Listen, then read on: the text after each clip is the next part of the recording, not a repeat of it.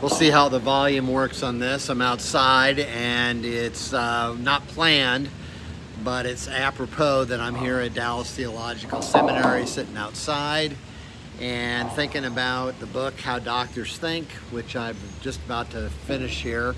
Wonderful book, and the reason why the connection between the book and Dallas Seminary will become apparent in just a minute. Dr. Jerome Groupman, who wrote the book, How Doctors Think, New York bestseller, sold a ton of copies, amazing book. He teaches medical doctors at Harvard Medical, and he really kind of pulls back the curtain and shows you how the sausage is made and shows you how many classic misdiagnoses are made and why they're made. Talks about his own foibles and his own mistakes, which I don't know how a lawyer would have to read this. I'm sure there's no lawsuits pending because of the stuff he exposed, but he still has a great respect for doctors and all that. But he really does pull back the curtain and show how doctors, because of a myriad of reasons, not the least of which is pride, their own echo chambers, their own trusting in their own specialized study, and the more their training is specialized, it seems like, all things being equal, the more doctors, according to Groupman, are open to error.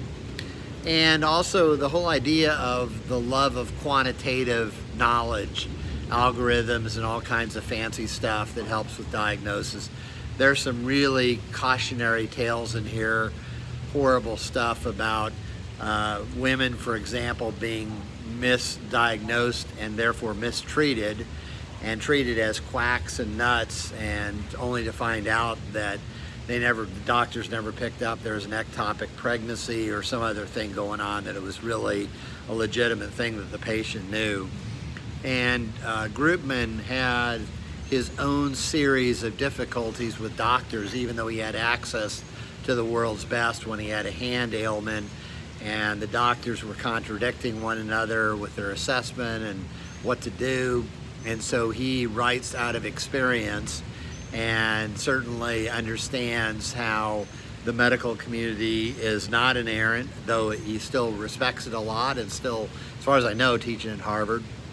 But it's a wonderful book, and why his eyes into Dallas Seminary or any seminary is, if I was teaching a Bible study methods class on how to interpret Scripture, how do we interpret well, I would make How Doctors Think a required text for the class.